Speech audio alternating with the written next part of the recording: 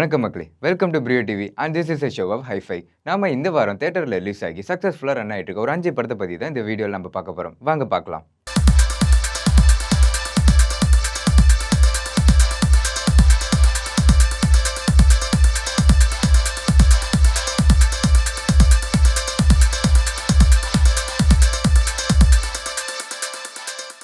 நம்ம ஃபர்ஸ்ட்டாக பார்க்க போகிற படம் தான் டியூட். பிரதீப் ரங்கநாதன், மம்தா பைஜு இவங்கெல்லாம் சேர்ந்து நடித்த படம் தான் டியூட். லவ் டுடே, டிராகன் இந்த வெற்றியை தொடர்ந்து பிரதீப்போட அடுத்த சக்ஸஸ்ஃபுல் மூவினா இந்த மூவியை சொல்லலாம். இந்த மூவியில் இவங்க 2 பேத்துக்கான கெமிஸ்ட்ரி ரொம்பவே பர்ஃபெக்டாக செட் ஆகிருக்குது. முக்கியமாக இந்த படத்துக்கான மெயின் பில்லரே சாய் அபயங்கர் தான் சொல்லணும். ஏன்னா இவரோட மியூசிக்கும் பேக்ரவுண்ட் ஸ்கோரிங்கும் படத்தை நெக்ஸ்ட் லெவலுக்கு கொண்டு போயிருந்திருக்கு. இப்போ இருக்க ஜென்சி கிட்ஸுக்கு இந்த படம் ரொம்பவே ஃபேவரட்டான மூவியாகவே இருக்குது. அண்ட் இந்த படம் இப்போ தியேட்டரில் சக்ஸஸ்ஃபுல்லாக ரன் ஆகிட்டு இருக்கு.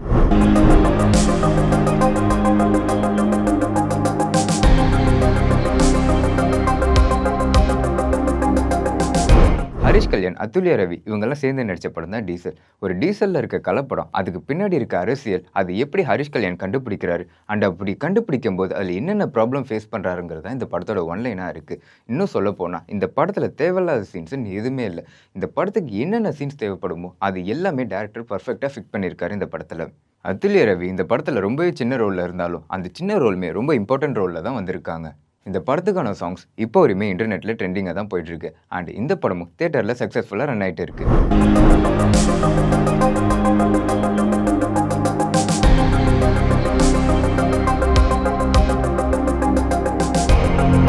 நம்ம அடுத்ததாக பார்க்க போகிற படம் தான் பைசன். துரு விக்ரம், பசுபதி, லால், அமீர் இந்த மாதிரி பெரிய நடிகர் பட்டாலுமே நடித்த படம் தான் பைசன்.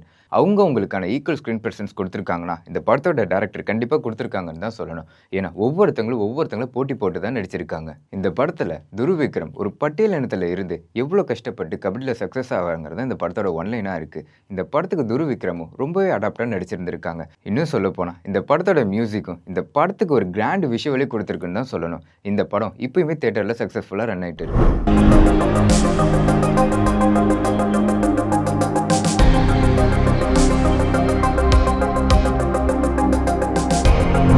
நம்ம அடுத்ததாக பார்க்க போகிற படம் தான் வில். விக்ராந்த், சோனியா அகர்வால் இவங்கெல்லாம் சேர்ந்து நடித்த படம் தான் வில். இந்த படத்தோட டேரக்டர் சீனியர் ஆர்டிஸ்ட்க்கு எப்படி ரோல் கொடுக்கணும், ஜூனியர் ஆர்டிஸ்ட்க்கு எப்படி ரோல் கொடுக்கணும்ட்டு ஈக்குவலான ரோல் 2 பேருக்குமே கொடுத்துருக்காங்க. விக்ரமோட ஸ்க்ரீன் ப்ரெசன்ஸ் ரொம்பவே அழகாகவே இருந்திருக்கு. இந்த படத்தில் நிறைய கான்வர்சேஷன் சீன்ஸ் வந்திருந்தாலும் அந்த கான்வர்சேஷன் சீன்லாம் கொஞ்சம் கூட நம்மளை போர் அடிக்காமல் ரொம்பவே எங்கேஜிங்காக வச்சுக்கிற மாதிரி தான் இந்த படத்தோட ரைட்டர் டைலாக் எழுதியிருக்காரு. இந்த படமும் இப்போ தியேட்டரில் சக்ஸஸ்ஃபுல்லாக ரன் ஆகிட்டு இருக்கு.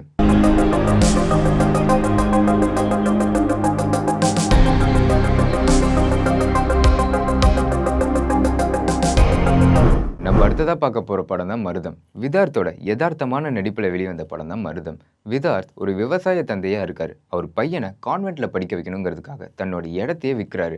அப்படி அவர் இடத்த விற்கும்போது தன்னோட அப்பா வாங்காத கடனுக்கு தன்னோட இடம் ஏலத்துக்கு போகுது. அப்படி அது ஏலத்துக்கு போகும்போது விதார்த் அதை எப்படி மீட்டாரு, அப்படி அவர் மீட்டும் போது என்னென்ன சிக்கலை ஃபேஸ் பண்ணுறாருங்கிறது தான் இந்த படத்தோட ஒன்லைனாக இருக்குது. இந்த படத்தோட டேரக்டர் ஒரு கிராமத்து வாழ்க்கையை எவ்வளோ அழகாக காமிக்க முடியுமோ அவ்வளோ அழகாக காமிச்சிருக்காங்க. படத்துக்கு ஒவ்வொரு சீன்ஸ்க்கும் மியூசிக் இந்த படத்துக்கு ரொம்பவே அழகாக இருந்திருக்கு. இந்த படமும் இப்போ தியேட்டரில் சக்ஸஸ்ஃபுல்லாக ரன் ஆகிட்டு இருக்கு.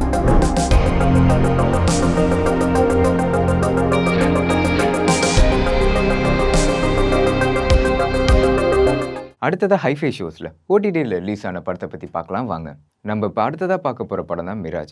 ஆசிஃப் அலி, அபர்ணா பாலமுரளி இவங்களாம் சேர்ந்து நடித்த படம் தான் மிராஜ். பொதுவாக ஜித்து ஜோசப் கிட்ட இருந்து ஒரு படம் வருதுனாலே ஆடியன்ஸ்கிட்ட இருந்து எக்ஸ்பெக்டேஷன் ரொம்பவே ஹை லெவலில் தான் இருக்கும். அந்த எக்ஸ்பெக்டேஷன் எல்லாம் இந்த படம் பூர்த்தி பண்ணியிருக்கான்னு கேட்டால் கண்டிப்பாக பூர்த்தி பண்ணியிருக்குன்னு தான் சொல்லணும். ஆசிஃப் அலி ஒரு மர்மமான முறையில் இறந்து போகிறாங்க. அவங்க எப்படி இறந்தாங்க, அந்த கொலைக்கு காரணம் யாருன்ட்டு அபர்ணா பாலமுரளி கண்டுபிடிக்கிறாங்க. அதுதான் இந்த படத்தோட ஒன்லைனாக இருக்குது. இந்த படத்தோட ஒன்லைன் ரொம்பவே சிம்பிளாக இருந்தாலும் Jeethu Joseph twist and turns எல்லாம் எவ்வளோ மெயின்டைன் பண்ண முடியுமோ அவ்வளோ மெயின்டைன் பண்ணி வச்சிருக்காங்க.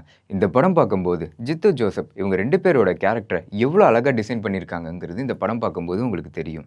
இந்த படத்தில் ஸ்டார்டிங் போர்ஷன்லேருந்து எண்டிங் போர்ஷன் வரையுமே படம் பார்க்குற ஆடியன்ஸை ரொம்பவே எங்கேஜிங்காக வைக்கிற மாதிரி தான் இந்த படத்தை எடுத்திருக்காரு. இந்த படம் இப்போ ஓடிடியில் அவைலபிளாக இருக்குது.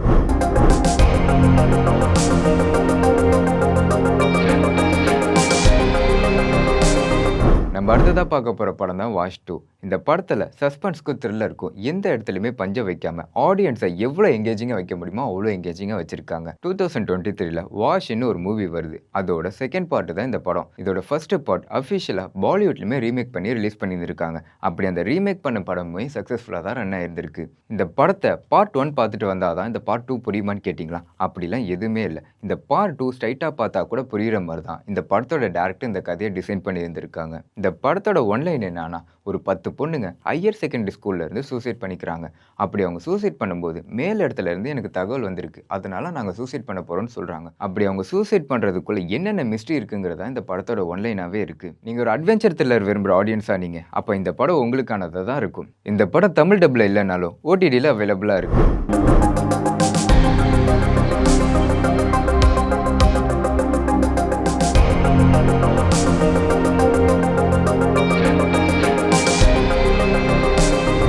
நம்ம அடுத்ததாக பார்க்க போகிற படம் தான் they call him a OG. Pawan Kalyan, Arjun Das, Priyanka மோகன் இவங்கெல்லாம் சேர்ந்து நடித்த படம் தான் they call him a OG. இந்த படத்தில் பவன் கல்யாண் ஒரு கேங்ஸ்டராக இருக்காங்க. அப்படி அவங்க கேங்ஸ்டராக இருக்கும்போது பல காரணங்களால் அந்த கேங்ஸ்டர் வேலை வேணான்னு சொல்லிட்டு வேற வேலை பார்க்க போகிறாங்க. தன்னோட வளர்ப்பு தந்தையான பிரகாஷ் ராஜுக்கு ஒரு ப்ராப்ளம் வரும்போது மறுபடியும் அந்த கேங்ஸ்டர் வேலைக்குள்ளேயே வராங்க. அந்த கேங்ஸ்டர் வாழ்க்கைக்கு வந்ததுக்கப்புறம் அவங்க ஃபேமிலியை சேவ் பண்ணாங்களா இல்லையாங்கிறதா இந்த படத்தோட ஒன்லைனாக இருக்குது. இந்த படத்தில் பவன் கல்யாணுக்கு ரொம்பவே ஹைப் தரணுங்கிற நோக்கத்தில் மற்ற கேரக்டரோட டெப்த்தை ரொம்பவே கம்மி பண்ணியிருந்திருக்காங்க. இந்த படம் கொஞ்சம் ஸ்லோவாக போனாலும் சரி, அங்கங்கே கொஞ்சம் ப்ரெடிக்ட் பண்ணுற சீன்ஸ் இருந்தாலும் சரி, பவன் கல்யாண் ஃபேன்ஸ்க்கு இந்த படம் கண்டிப்பாக ஒரு ட்ரீட்டாக தான் இருக்குது. இப்போது இந்த படம் ஓடிடிலையும் வந்திருக்கு.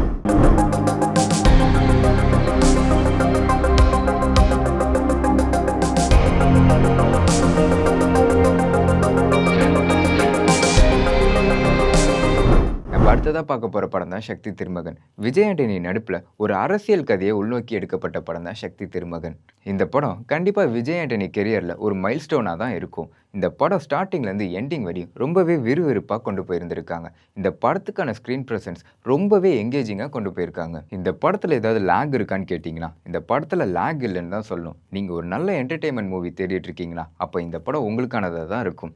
இப்போ இந்த படமும் ஓடிடியில் அவைலபிளாக இருக்குது.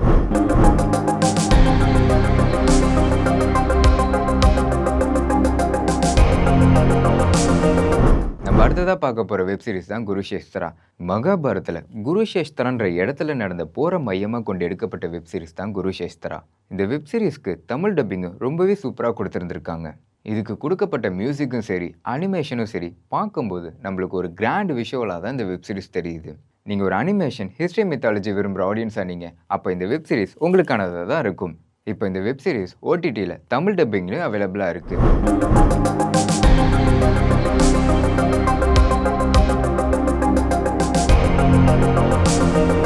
நம்ம அடுத்ததாக பார்க்க போகிற வெப்சீரிஸ் தான் ஒன்லி மர்டர் இன் த பில்டிங்.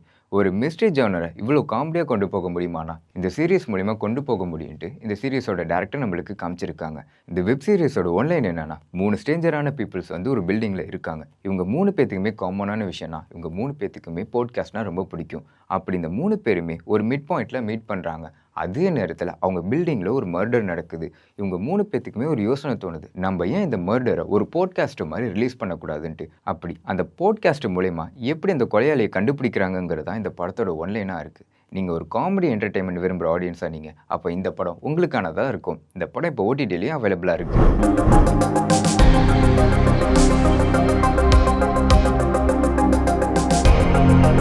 நம்ம அடுத்ததாக பார்க்க போகிற வெப்சீரிஸ் தான் ஜென்வி. நீங்கள் ஒரு சூப்பர் ஹீரோ காமிக்ஸ் விரும்புகிற ஆடியன்ஸா, அப்போ இந்த வெப்சீரிஸ் உங்களுக்கானதாக தான் இருக்கும். ஒரு இன்ஸ்டியூட்டில் நிறைய சூப்பர் ஹீரோஸ் படிச்சுட்டு இருக்காங்க. அப்படி அவங்க அங்கே படிக்கும்போது சில குறிப்பிட்ட சூப்பர் ஹீரோஸ் மேலே மட்டும் சில பரிசோதனைகளை செய்கிறாங்க. அப்படி அவங்க செய்யும்போது பாட்ன்னு சொல்லப்படுற இன்ஸ்டியூட் உள்ள நடக்கிற மிஸ்ட்ரி எல்லாம் வெளியே கொண்டு வரது தான் இந்த படத்தோட ஒன்லைனாக இருக்குது. இந்த வெப்சீரிஸில் அடல்ட் கண்டென்ட்டும் ரத்த காட்சிகளும் நிறைய இருக்கிறதுனால 18 வயசுக்கு மேலே இருக்கவங்க மட்டும் இந்த வெப்சீரிஸை பாருங்கள். இந்த வெப்சீரிஸ் இப்போ ஓடிடிலையும் அவைலபிளாக இருக்குது.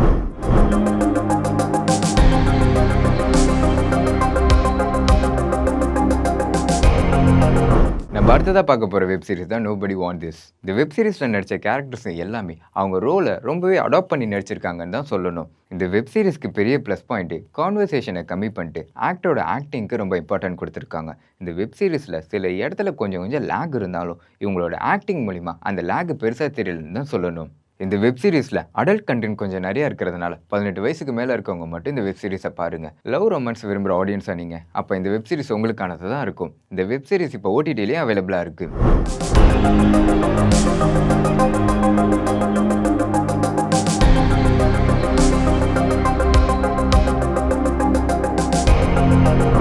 நம்ம அடுத்ததாக பார்க்க போகிற படம் தான் த ஹவுஸ் ஆஃப் டைனமிட். ரீசெண்டாக வந்த தமிழ் டப்டு மூவியில் இந்த படம் ஒரு பெஸ்ட் மூவின்னு சொல்லலாம். இந்த படத்துக்கு மெயின் பில்லரு இதுக்கு ஒர்க் பண்ண டெக்னீஷியன் தான். ஏன்னா இந்த படத்துக்கான சவுண்டும் சரி, பேக்ரவுண்ட் ஸ்கோரிங்கும் சரி, விஷுவல் வைஸாக ஒரு கிராண்ட் விஷுவலாக நம்மளுக்கு ப்ரெசென்ட் பண்ணியிருந்திருக்காங்க. இந்த படத்தோட ஒன்லைன் என்னன்னா, அமெரிக்காவை ஒரு மிசைல் வந்து தாக்க வருது. அந்த மிசைலை ஏவி விட்டது யாரு, அந்த மிசைலை தடுத்து நிறுத்தினாங்களாங்கிறது தான் இந்த படத்தோட ஒன்லைனாக இருக்குது.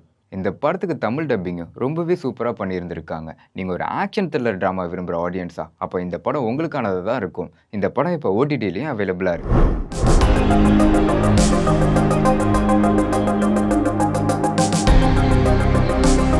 நம்ம அடுத்ததாக பார்க்க போகிற படம் தான் பராம் சுந்தரி. பாலிவுட்டில் ரிலீஸ் ஆன இந்த படம் தமிழ் ஆடியன்ஸ் பார்க்கும்போது கண்டிப்பாக சென்னை எக்ஸ்பிரஸ் பார்ட் 2 மாதிரி தான் இருக்கும். ஏன்னா இதுக்கான ஸ்க்ரீன் ப்ரெசன்ஸும் அங்கே இருக்க விஷுவல் எஃபெக்டும் நம்மளுக்கு அந்த படம் தான் ஞாபகம் வரும்.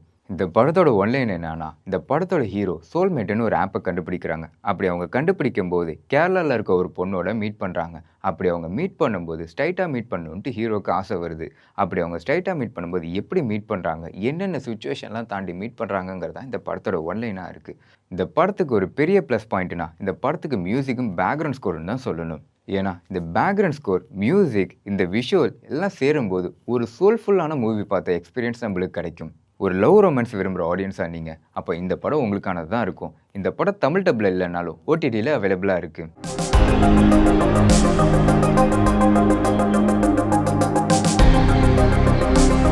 ஓகே மக்களே, இதே மாதிரி அடுத்த வாரத்துக்கான ஹைஃபை ஷோஸ்லேயும் உங்களை வந்து பார்க்குறேன். And sign out from Kishore.